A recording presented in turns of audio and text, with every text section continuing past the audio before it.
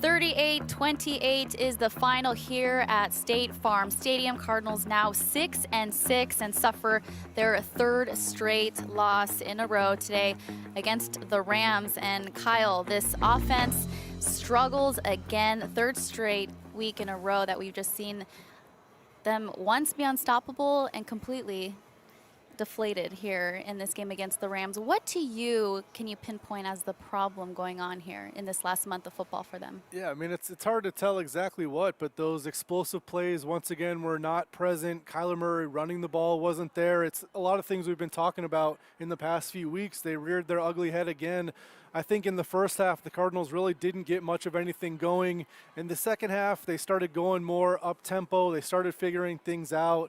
But overall, it was still just more discombobulated than you would like. And like you said, the offense struggles continued again another week. Yeah, there's lots to cover. So let's dive right into how today unfolded in our highlights. Again, the final score was 38-28. But first quarter, less than 2 minutes into this one, and it's a 59-yard strike from Murray to Arnold. No one there. A little busted coverage for the Rams there on defense, but we'll take it. Cardinals up 7-0 early on in the first. Yeah, the offense was playing well, and the defense came up early and had this stop on 4th down and 4. Jared Goff with the incompletion.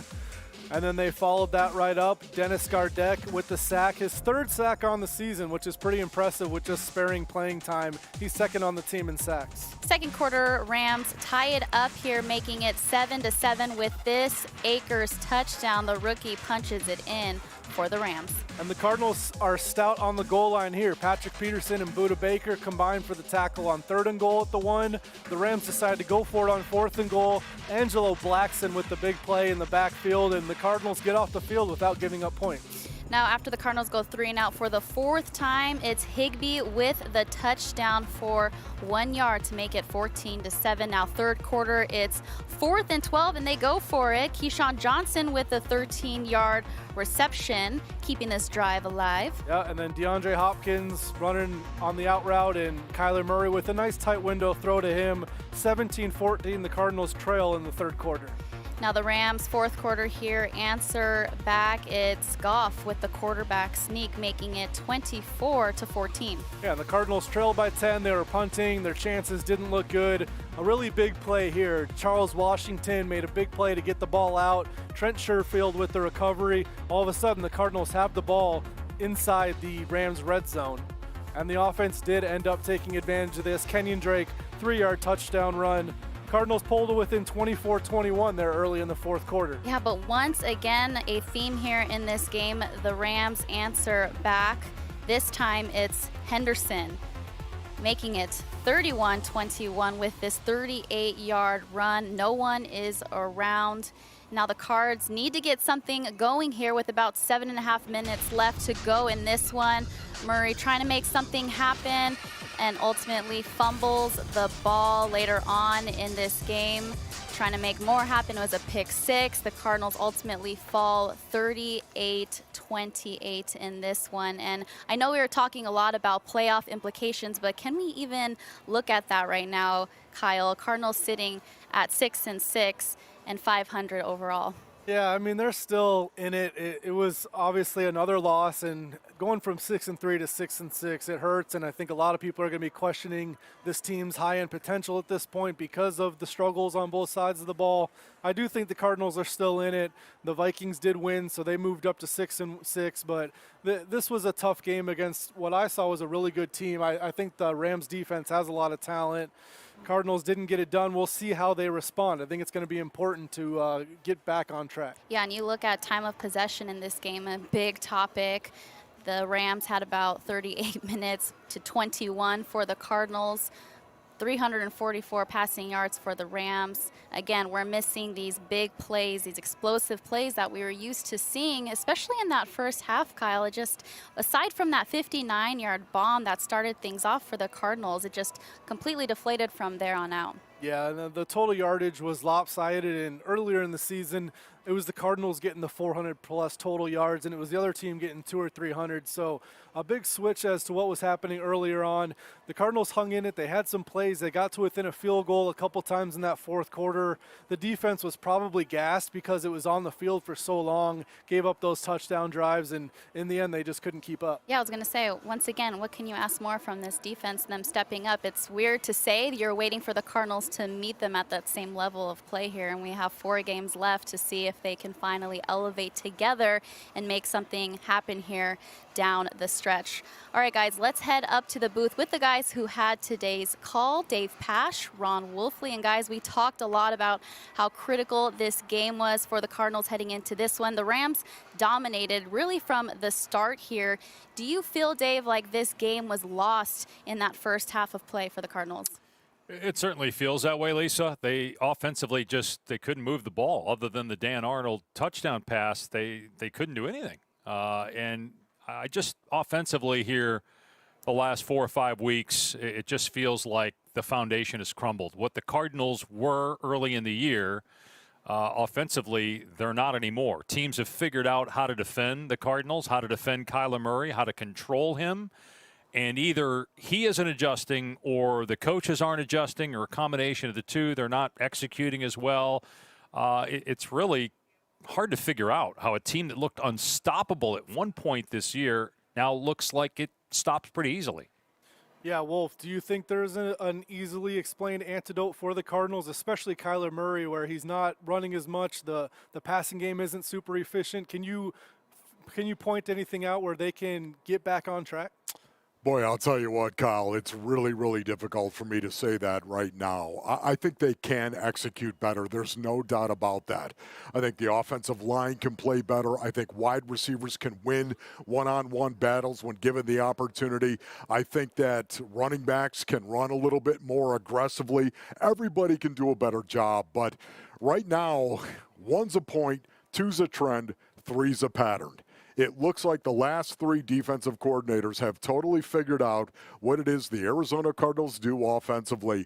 And that means at some point in time, you've got to change what it is that you are doing offensively. And if that means taking something as drastic as taking Kyler Murray and sticking him under center, and then suddenly running the tackle zone package that we saw the Rams do here all game long, as to whether or not they were actually handing the ball off on the tackle zone, or actually a bootleg or a waggle to the weak side, or just play action throwing the ball down the field. We saw it over and over and over again, and it was good enough to put 38 points on the board. At some point in time, I think teams have figured out what the Arizona Cardinals are doing, so now they've got to expand the football universe.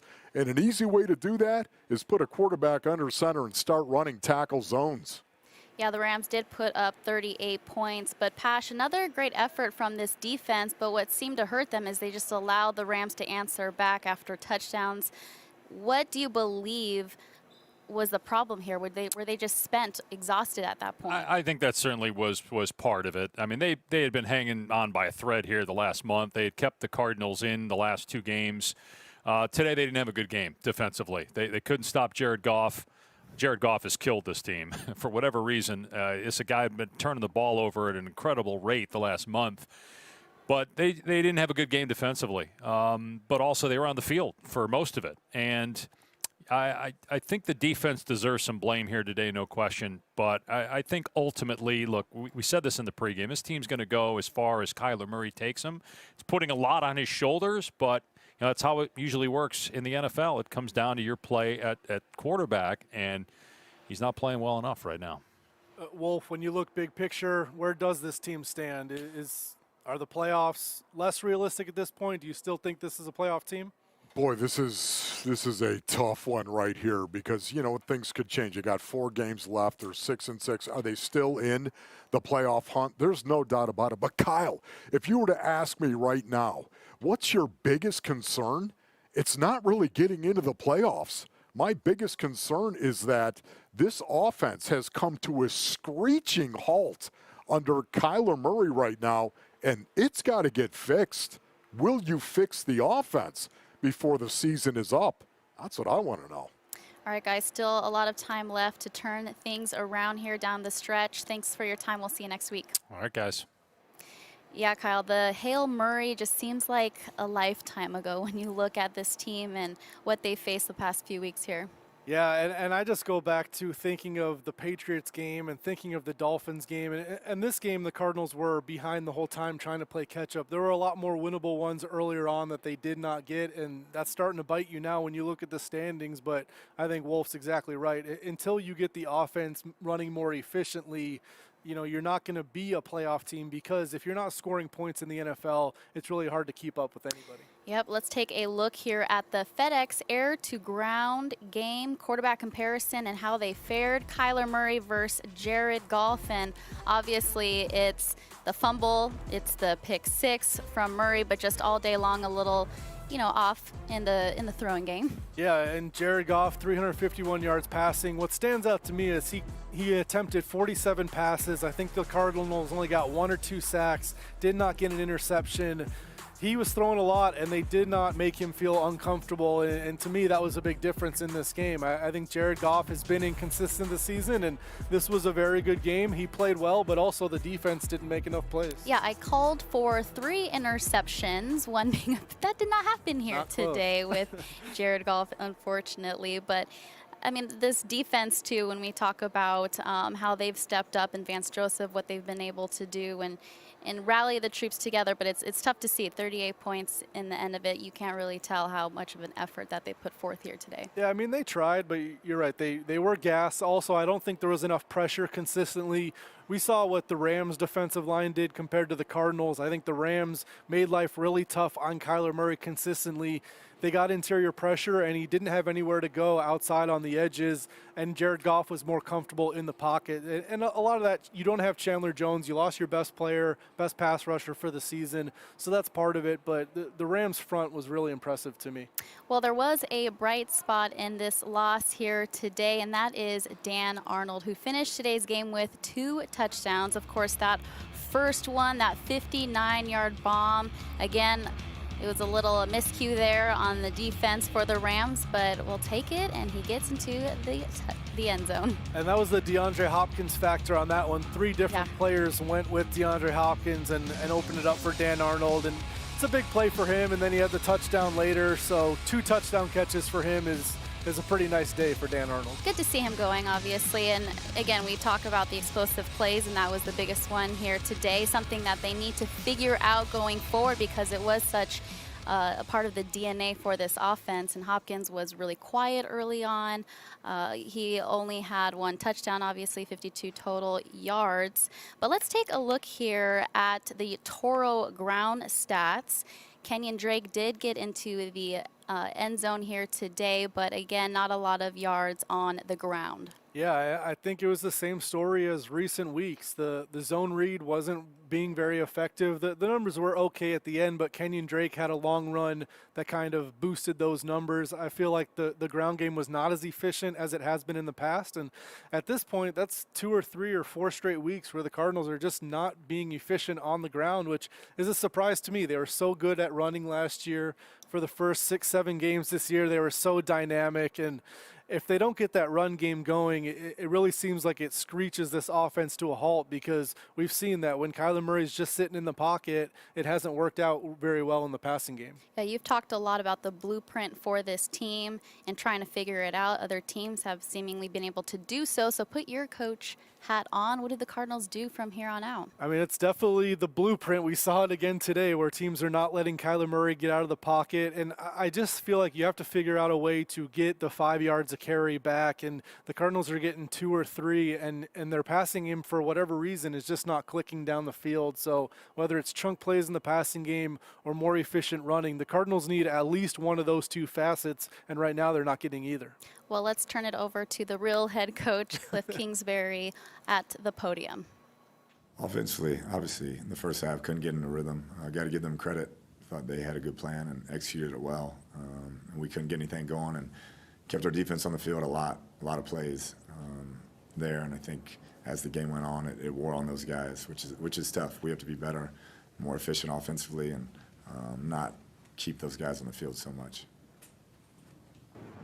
Cliff, the 232 yards on offense was the lowest this season and second lowest under you, with the lowest also being against the Rams. So what are they doing in particular just to stifle this offense? I'll have to watch the film to see exactly kind of what went on, but like I said, I think they had a good plan. I think we just didn't get in a rhythm, and that's a credit to those guys of the way they played. Thought they played physical and took some things away, and I think we had 3 or 4 3-and-outs in a row, which you just can't do in this league. Next 3, please. Bob, Craig, and Catherine. Cliff, what's the message to the guys? I mean, how do you keep them, barreled in, focused after one of these? It's not hard. I mean, this is NFL football. These guys know we're 6-6. We have a month left, guaranteed, and anything can happen. I thought we had a good week of practice. I thought guys played hard today. We didn't always execute at the highest level that we can, but we have good leadership, and guys are they're going to continue to work hard. Coach, you had 82 yards of offense in the first half, but that's not my question. The question is that first drive, it looked like you had some rhythm. You hit Dan Arnold for the big touchdown. Why didn't that carry over, do you think? I'm not sure. I mean, obviously it starts with me, and I got to find a way to get us going when we are stalling like that. Can't put our defense in that type of situation. So I'll have to watch the film to see exactly what happened, but once again, give them credit. They played hard, had a good plan, and executed it well. Cliff, what do you make of Kyler's game today? I thought that he continued to play hard and compete, when things were going bad. I thought he came back in the second half, continued to give us a chance, kept us in it there. Obviously, it got out of control there late, but he kept his poise, kept his composure, and about as tough a day as you can have there in the first half. So I thought that was a step for him in the right direction. We'll close it out with Kevin, Josh, and Nick, please. Cliff, in that second half, you started out going with the quick perimeter hits, it looked like, to get Kyler in a rhythm. Is that something you could maybe do earlier, where you just want to get him more, I guess, in the rhythm there? Definitely an option. We felt like with how things were going, we needed to create a spark somehow.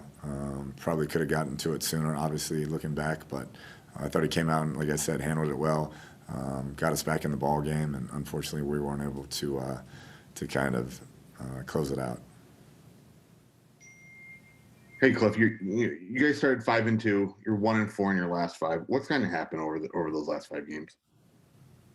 Yeah, critical situations continue to show up. Big third downs on both sides of the ball that we have to find a way to stay on the field offensively and defensively.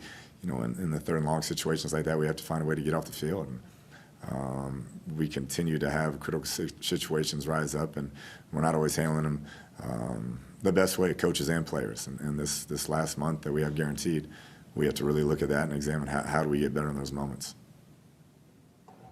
Cliff, the last 3 weeks, the offense hasn't really looked the same. When you guys have situations where you're going 4 straight 3-and-outs, is that a little unrecognizable for you watching your offense?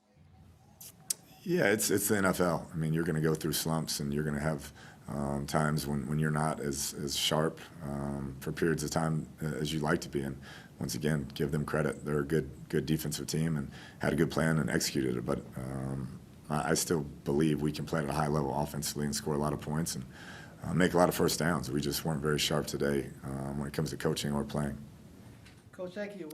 Yeah, Kyle, 2 fast starts for the Cardinals in back-to-back weeks, but that does not seem to be the answer that we were looking for earlier on in the season when we were just saying, okay, start fast. It seems like getting Kyler more in a rhythm if they execute those plays a little faster from the get.